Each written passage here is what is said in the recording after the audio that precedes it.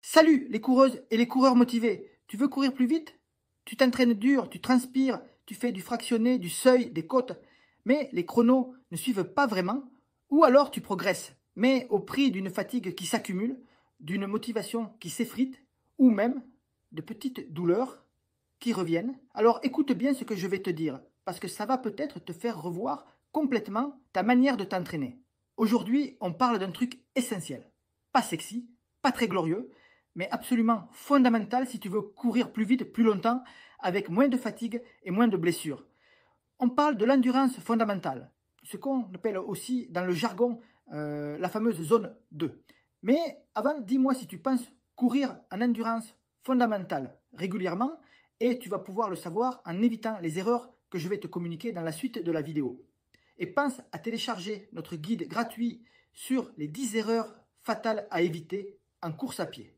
Tu as le lien en description, tu l'as sûrement déjà croisé, cette zone 2, sur ta montre, dans un plan d'entraînement, dans un podcast. C'est cette zone où tu cours lentement, presque trop lentement. Tu respires sans forcer. Tu pourrais tenir une conversation, tu pourrais courir comme ça pendant 1 heure, 2 heures, parfois plus. Et là, tu te dis peut-être, ok, c'est sympa pour les débutants, pour ceux qui veulent juste bouger un peu, mais moi, je veux gagner en vitesse.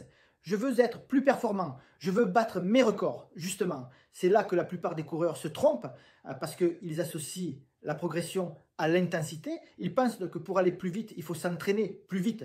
Logique en apparence, mais complètement faux si tu regardes comment fonctionne ton corps. La zone 2, ce n'est pas une zone de récupération. Ce n'est pas une perte de temps. C'est la zone qui construit ton moteur. Et je vais t'expliquer pourquoi, comment et surtout comment l'intégrer efficacement dans ton entraînement. D'abord, voyons ce qui se passe quand tu cours en zone 2. Tu es dans une intensité modérée où ton corps fonctionne principalement grâce à l'oxygène. Il utilise les graisses comme carburant principal avec un peu de glucides.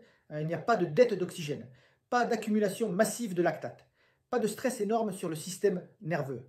Juste une stimulation douce, mais très efficace.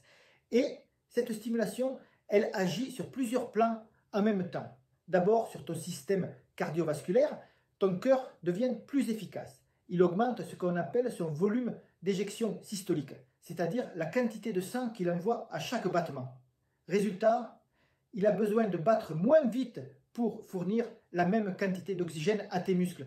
C'est pour ça qu'après quelques semaines de zone 2 bien placée, tu observes souvent une baisse de ta fréquence cardiaque, aussi bien au repos qu'à l'effort. Ensuite, la zone 2 agit sur ta densité capillaire. Tes muscles développent davantage de capillaires, ces petits vaisseaux sanguins qui permettent d'acheminer l'oxygène aux fibres musculaires et de récupérer les déchets métaboliques. Plus tu as de capillaires, plus le transfert d'oxygène est rapide et efficace. Et ça ne se construit pas avec du fractionné, ça se construit dans la lenteur. Autre point clé, les mitochondries. Ce sont des structures dans tes cellules qui transforment l'oxygène et les nutriments en énergie. On les appelle parfois les usines énergie du muscle. Plus tu en as, plus tu produis d'énergie sans produire de déchets. Et devine quoi? Le stimulus le plus efficace pour développer tes mitochondries, c'est la zone 2. Pas les sprints, pas les séances au seuil, mais la patience, l'endurance fondamentale, et ça continue. En zone 2, tu améliores aussi la capacité de ton corps à utiliser les graisses comme carburant. Et ça, c'est un énorme avantage pour tous les efforts longs. Si ton corps sait puiser dans tes graisses efficacement, tu repousses le moment où tu tapes dans tes réserves de glycogène. Tu retardes l'épuisement, tu évites le mur, tu cours plus longtemps à une allure donnée avec moins de fatigue. Maintenant, tu vas me dire, ok, je vois les bénéfices. Mais en quoi ça m'aide à aller plus vite? Moi, je veux courir mon 10 km plus rapidement, pas juste tenir plus longtemps. Justement, pour courir plus vite, tu dois pouvoir t'entraîner plus dur. Et pour t'entraîner plus dur, tu dois être capable de récupérer plus vite, de supporter plus de volume, d'enchaîner les séances de qualité sans exploser. Et c'est là que la zone 2 fait toute la différence. Quand tu développes ta base aérobie, ton corps récupère mieux, il gère mieux le stress, il tolère mieux la charge d'entraînement, ce qui veut dire que tu peux faire plus de séances intenses sans te cramer. Tu peux encaisser des semaines plus denses. Tu peux monter en volume sans te blesser. Et ça, c'est exactement ce qu'il faut pour progresser. Tu peux voir la zone 2 comme une éponge. Plus elle est grande, plus elle absorbe la charge. Si tu sautes cette étape, tu risques de progresser vite, puis de stagner. ou de te blesser, ou d'être obligé de lever le pied. C'est exactement ce qui arrive à beaucoup de coureurs. Ils font trop de travail intense, pas assez de base, et au bout de 2 ou 3 mois, c'est la panne. Alors maintenant, la vraie question, comment on s'y prend? Combien de zone 2 faut-il faire? À quelle fréquence? Et comment savoir si on est dedans? Premier point, la fréquence. Idéalement, tu devrais inclure au moins 2 à 3 séances de zone 2 par semaine, surtout si tu es en phase de développement de ta base. Ces séances peuvent durer entre 45 minutes et 1h30, selon ton niveau, ton temps de dispo et tes objectifs. Tu peux les faire en courant, en marchant vite si tu es en reprise, en vélo, en elliptique, en rando, même en ski de fond si tu es à la montagne. Ce qui compte, c'est l'intensité, pas l'activité. Deuxième point, comment savoir si tu es vraiment en zone 2? Tu peux utiliser un cardio-fréquencemètre en prenant comme repère 60 à 75% de ta fréquence cardiaque maximale. Mais attention, cette formule est très approximative. L'idéal, c'est de coupler avec le ressenti.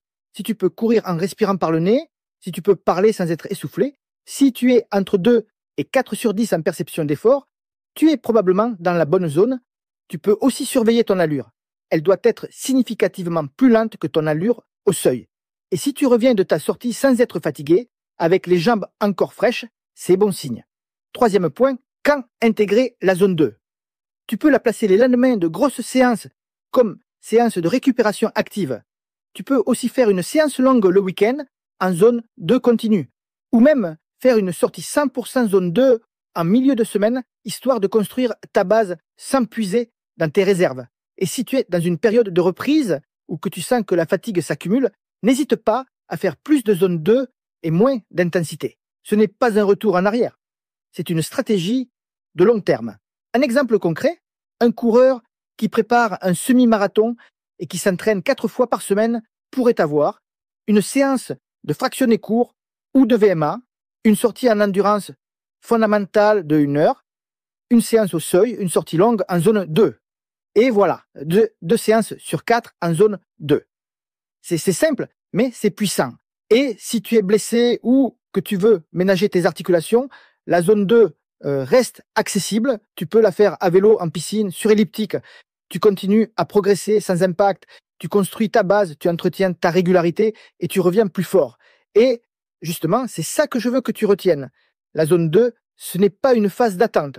Ce n'est pas du temps perdu. C'est du travail intelligent. C'est ce qui te permet de durer, d'encaisser, d'aller plus loin, plus vite, sans t'épuiser.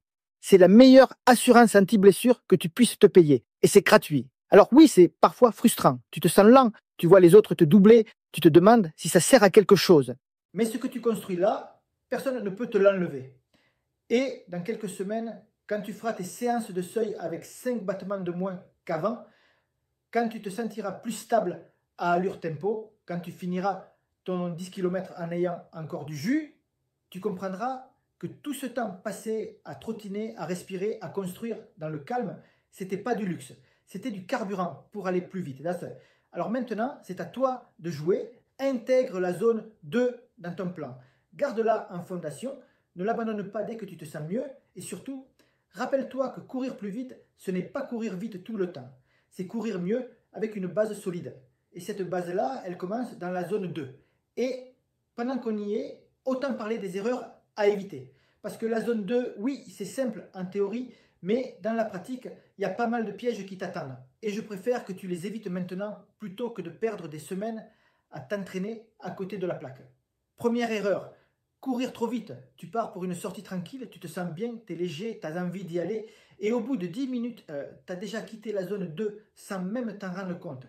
Et là, tu passes toute la séance dans une espèce de zone grise. Pas assez dur pour bosser le seuil, mais trop dur pour construire ta base aérobie. Tu transpires, tu crois que tu as fait une bonne séance. Mais physiologiquement, tu n'as rien optimisé, ralenti. Même si tu as l'impression de trottiner. Deuxième erreur, vouloir aller plus vite chaque semaine. Le but de la zone 2, c'est pas de progresser en allure, c'est de progresser en interne. Ton cœur, ta respiration, ta récupération, c'est invisible au début.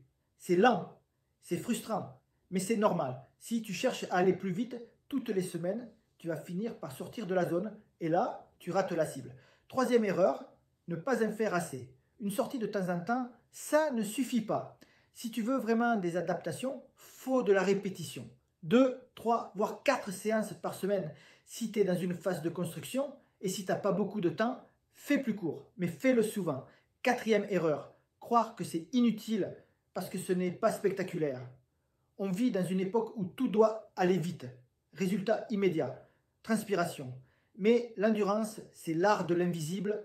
Tu poses des briques, et ces briques, un jour, elles te sauvent dans les derniers kilomètres d'une course. Dernière erreur, faire toute sa zone 2, toujours de la même façon. Tu peux varier les plaisirs, alterner terrain plat, sentier, un peu de dénivelé, faire ça en vélo, en rando, avec un podcast. L'important, c'est l'intensité, pas le décor. Voilà, tu as maintenant toutes les cartes en main, donc ralentis aujourd'hui pour aller plus vite demain